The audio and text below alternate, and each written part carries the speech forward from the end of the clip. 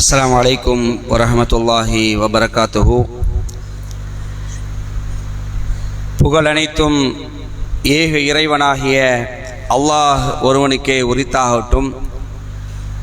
அல்லாஹுடைய இறுதி தூதர் நபிகள் நாயகம் ஸல்லல்லாஹு அலைஹி வஸல்லம் அவர்கள் மீதும் அவர்களுடைய குடும்பத்தார்கள் மீதும் இந்த சத்திய மார்க்கத்தை பின்பற்றிய அத்துணை நல்ல மனிதர்கள் மீதும் குறிப்பாக இங்கு அமர்ந்திருக்கும் நம் அனைவர் மீதும் அல்லாஹுடைய சாந்தியும் சமாதானமும் வற்றாத பெருங்கருணையும் என்றென்றும் உண்டாகட்டுமாக என்று பிரார்த்தித்தவனாக அல்லாஹுடைய கிருபையினால் சுபுஹுடைய தொழுகையை ஜமாத்தோடு நிறைவேற்றக்கூடிய பாக்கியத்தை பெற்றவர்களாக மார்க்கம் சம்பந்தமான விஷயங்களையும் சில உலகம் சார்ந்த செய்திகளையும் அறிந்து கொள்ள வேண்டும் என்ற நோக்கத்திற்காக இந்த நேரத்தை நாம் ஒதுக்கியிருக்கின்றோம்.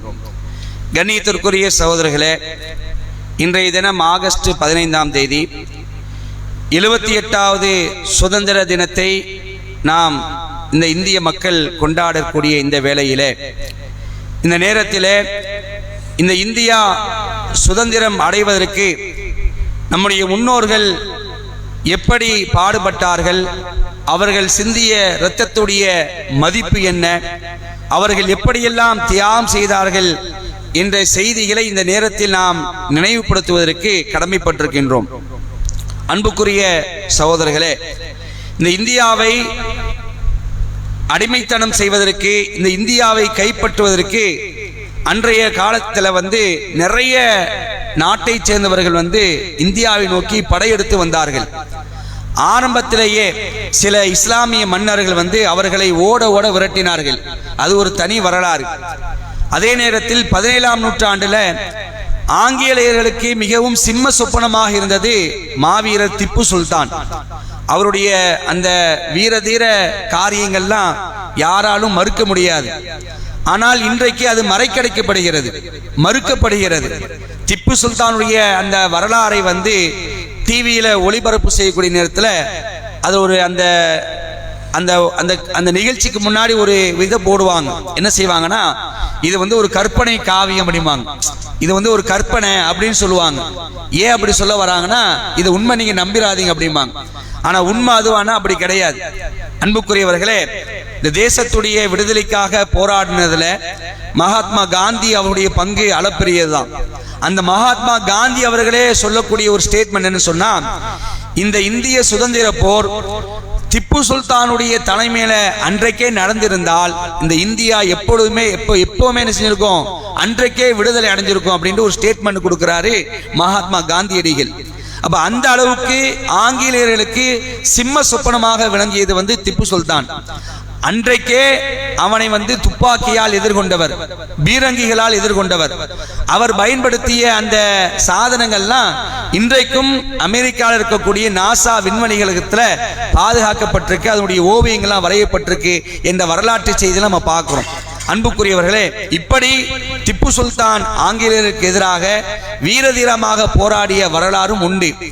அதே நேரத்தில் 1900 அந்த நேரங்கள்ல 1900 அந்த ஆண்டுகள்ல இந்த இந்தியாவில் இருக்கக்கூடிய ஒட்டுமொத்த மக்களுமே இந்த இந்தியாவுடைய விடுதலைக்காக மிகப்பெரிய தியாகங்கள் செய்தார்கள். அதிலே குறிப்பா இஸ்லாமியர்களுடைய பங்கு என்பது அளப்பெரியது. அது யாராலும் மறுக்க முடியாது. சாதாரண தியாகம் இல்லை.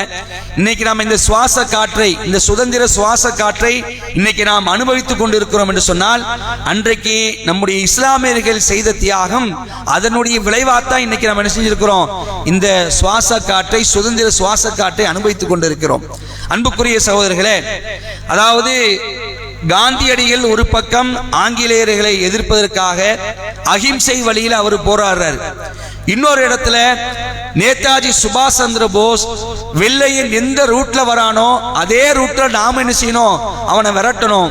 அகிம்சை வழியெல்லாம் சரியா வராது, அவன் ஆயுதத்தை தூக்குனா நாமும் என்ன செய்யணும், ஆயுதத்தை தூக்கணும் என்பதற்காக நேதாஜி சுபாஷ் சந்திர போஸ் ஒரு பக்கம் என்ன பண்றாரு, அவர் அவனுடைய ரூட்லயே போய் போராடுறார். இந்த இரண்டு பேர் போராடக்கூடிய இந்த நேரத்தில் இந்த இரண்டு பேர்களுக்குமே அதிகமாக உதவியது யாருங்கன்னு சொன்னா முஸ்லிம் சமுதாயம் தான். நேதாஜி சுபாஷ் சந்திர போஸ் அமைத்த ஒரு ராணுவ படையில அதற்கு தளபதியா இருப்பது ஷாநவாஸ் கான் என்ற ஒரு முஸ்லீம் தான் நினைச்சாரு, அவரு தளபதியா இருக்கிறார். ஆனா அந்த வரலாறு நமக்கு தெரியுமா? யாருக்கும் தெரியாது. ஷாநவாஸ் கான் யாரும் தெரியாது. இன்னைக்கு ஸ்கூல்ல பிள்ளைங்களுடைய அந்த ப்ராஜெக்ட் ஒன்று கொடுப்பாங்க. சுதந்திர போராட்ட வீரர்கள் நீங்க என்ன செய்யுங்க, உங்களுடைய புத்தகத்துல ஒட்டிட்டு வாங்க அப்படின்னு சொல்லுவாங்க. கடையில போயிட்டு சுதந்திர போராட்ட தியாகிகள் வேங்கலாம் வைங்களேன், அதுல ஒரு முஸ்லீம் இருக்க மாட்டாங்க. இந்த படத்துல நீங்க பாத்தீங்கன்னா ஒரு முஸ்லீமுடைய பேர் இருக்காது. ஏன்? அவர்கள் மறைக்கடிக்கப்படுகிறார்கள், மறுக்கப்படுகிறார்கள். என்னமோ இந்த இந்தியாவுக்கு இஸ்லாமியர்கள் சுதந்திரம் வாங்கி தந்து விட்டார்கள் என்ற ஒரு பெயர் வந்துவிடும் என்பதற்காக அது இன்னைக்கு என்ன செய்ய, இருட்டடிப்பு செய்யப்படுகிறது. ஆனா உண்மை வரலாறு கேட்டீங்கன்னா, இஸ்லாமியர்கள் தங்களுடைய உயிராலும் உடமையாலும் இரத்தத்தாலும் என்ன செஞ்சிருக்கிறாங்க, இந்தியாவுடைய சுதந்திரத்திற்காக மிக பெரிய அளவுல தியாகம் செய்திருக்கிறார்கள். இப்படி நேதாஜி சுபாஷ் சந்திர போஸுக்கு ஆதரவாக அவருக்கு துணை நின்று போராடியவர்கள் அதிகமான பேர் முஸ்லிம்கள். அதே நேரத்தில் காந்தியடிகளுக்கு அவர்களுக்கு உதவி தான் ஏராளமான முஸ்லிம்கள். அதனுடைய வரலாறுலாம் நீங்க பார்த்தீங்கன்னு சொன்னா உண்மையிலேயே கண்கள் இருந்து கண்ணீர் வடிக்காம இருக்க முடியாது. இந்திய சுதந்திர போருடைய வரலாறு புத்தகங்கள் இருக்குது. அதை எடுத்து படிச்சு பார்க்கும் பொழுது இப்படி எல்லாம் தியாகம் செய்திருக்கிறார்களா என்று நாம் கண்கள் இருந்து கண்ணீர் வடிக்கக்கூடிய அளவுக்கு தான் நம்முடைய முன்னோருடைய தியாகங்கள் இருக்கிறது. எந்த அளவுக்கு சொன்னா எல்லாத்தையும் சொல்ல முடியாது. ஒரு சில முக்கியமான செய்திகளை மட்டும் உங்களுக்கு நான் இன்னைக்கு சொல்றேன். அதாவது காந்தியடிகள் அவங்கெல்லாம் சேர்ந்து சுதேசி இயக்கம் என்று ஒன்று ஆரம்பிக்கிறாங்க.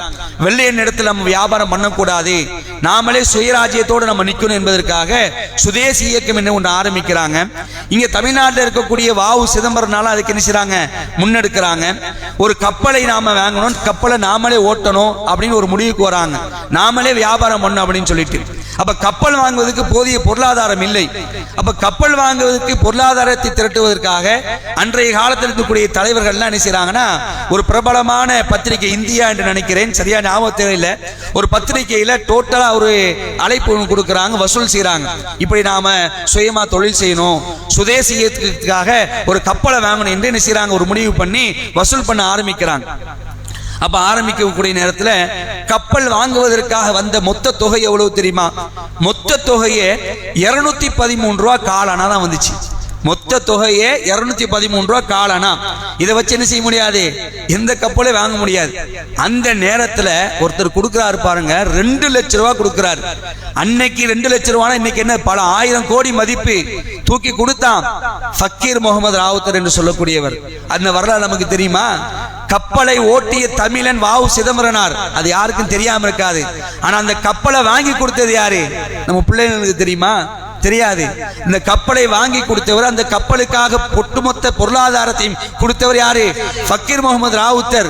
இப்படி காந்தியடிகளுக்கு ஒரு பக்கம் முஸ்லிம்கள் என்ன செய்றாங்க, பொருளாதாரத்தை அள்ளி கொடுக்குறாங்க.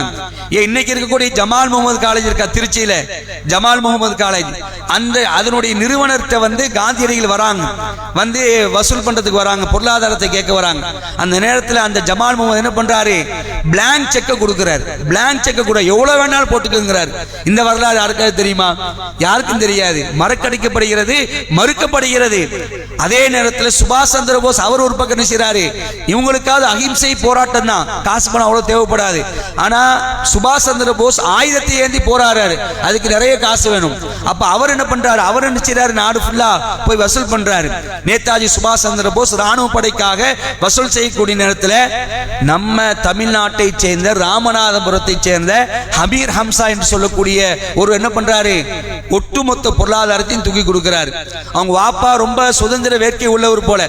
அதை பார்த்து பார்த்து ஒட்டுமொத்த வாழ்க்கையும் சுபாஷ் சந்திர போஸோடையே வாழ்ந்து மறைச்சவர் யாரு, அமீர் ஹம்சா. சில வருடங்களுக்கு முன்னே மூத்தா போனார். அந்த வரலாறு யாருக்காவது தெரியுமா? தெரியாது. அதே நேரத்தில் சுபாஷ் சந்திர போஸ் வசூல் பண்ண ஆரம்பிக்கிறார். வள்ளல் ஹபீப் முகமது என்று சொல்லக்கூடியவர் 1 கோடி ரூபாய், 1 கோடி ரூபாய், லட்சம் கிடையாது, 1 கோடி ரூபாய் அன்னைக்கு என்ன செய்றாரு, சுபாஷ் சந்திர போஸுடைய ராணுவ படைக்காக தூக்கி கொடுக்கிறான்னு சொன்னா வள்ளல் ஹபீப் முகமது தெரியுமா?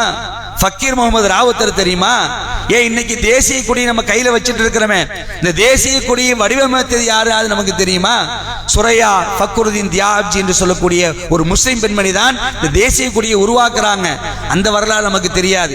நமக்கு என்ன செய்யல, நம்முடைய வரலாறு தெரியலன்னு சொன்னா இப்ப எவ்வளவு பலவீனமான நிலையில் இருக்கிறோம், எப்படி இருட்டடிப்பு செய்கிறார் என்பதை நாம் உணர்ந்து கொள்ள வேண்டும். அன்புக்குரியவர்களே, இறுதியாக ஒரு செய்தி, அதாவது இந்தியாவுடைய சுதந்திரத்துக்காக எல்லாரும் பாடுபட்டார்கள். ஆனால் முஸ்லிம் சமுதாயம் தங்களுடைய சதவிகிதத்துக்கு அதிகமாக என்ன செஞ்சிருக்கிறாங்க, பாடுபட்டிருக்காங்கன்னு நாம சொல்லல.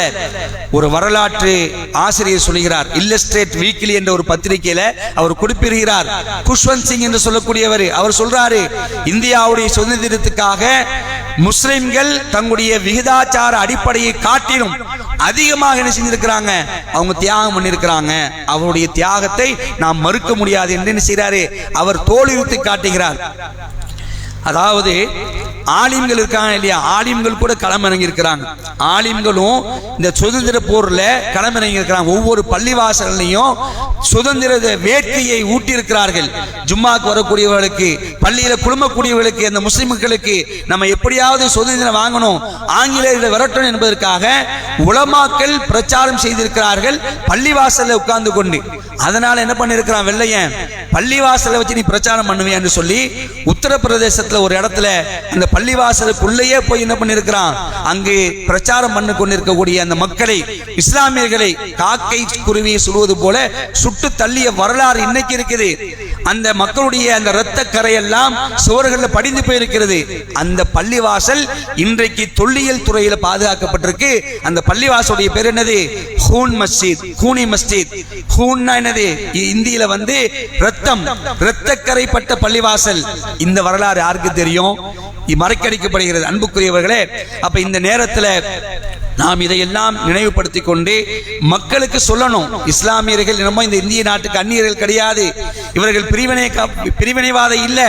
இந்தியாவுடைய சுதந்திரத்துக்காக பாடுபட்டவர்கள் அதிகமான பேர் முஸ்லிம் சமுதாயம், எல்லாரும் பாடுபட்டார்கள். அவர்களுடைய தியாகத்தை நாம் என்ன செய்யல, குறைச்சி மதிப்பிடல. ஆனால் இஸ்லாமியருடைய பங்கு என்பது அளப்பெரியது. அதை நாம் என்ன செய்யணும், நம்முடைய நாட்டுக்கு நாம் தெரியப்படுத்தணும். அந்த அடிப்படையில தான் இன்றைக்கு நம்முடைய தமிழ்நாடு தௌஹீத் ஜமாத் மாநில தலைமையும் சார்பாக முகநூல் பக்கத்தில் இன்றைக்கு 6 மணியிலிருந்து நைட்டு 10 மணி வரைக்கும் இந்திய சுதந்திர போரில் இஸ்லாமியர்கள் பங்கு என்ற ஒரு சமூக வலைதள பிரச்சாரத்தை கையில் எடுத்திருக்கிறோம். இன்ஷா அல்லாஹ் எல்லாரும் செய்யுங்க, அந்த சமூக வலைதள பிரச்சாரத்தில் பங்கெடுத்துக் கொள்ளுங்கள். அன்புக்குரியவர்களே, அன்றைக்கு நம்முடைய முன்னோர்கள் எப்படி இரத்தத்தை சிந்தி இந்த இந்தியாவுக்கு இந்தியாவுடைய சுதந்திரத்துக்காக பாடுபட்டார்களோ அதே போன்று இன்ஷா அல்லாஹ் நாம் என்ன செய்வோம், நம்மளால் முடிந்த இன்றைக்கு இரத்தத்தை கொடுத்து பிற உயிர்களை காப்பாற்றக்கூடிய ஒரு மனிதனைய படியை நாம செய்வோம். அந்த அடிப்படையில் 78வது இந்திய சுதந்திர தினத்தை முன்னிட்டு இன்ஷா அல்லாஹ் நம்முடைய பள்ளியில மிகப்பெரிய அளவுல ஒரு இரத்த தான முகாம் ஏற்பாடு பண்ணியிருக்கிறோம். இன்றைக்கு காலையில 10 மணிக்கு நடக்க இருக்குது. சகோதரர்கள் அனைவரும் கலந்து கொண்டு உங்களுடைய இரத்தங்களை தானமாக வழங்கி தருமாறு அன்போடு கேட்டுக்கொள்கிறோம். இன்று இந்த சொல்லி இந்த உரையை முடித்துக் கொள்கின்றேன். வாஹிர் தாவானா அல்ஹம்துலில்லாஹி ரப்பில் ஆலமீன். வஸ்ஸலாமு அலைக்கும் வரஹ்மத்துல்லாஹி வபரகாத்துஹு.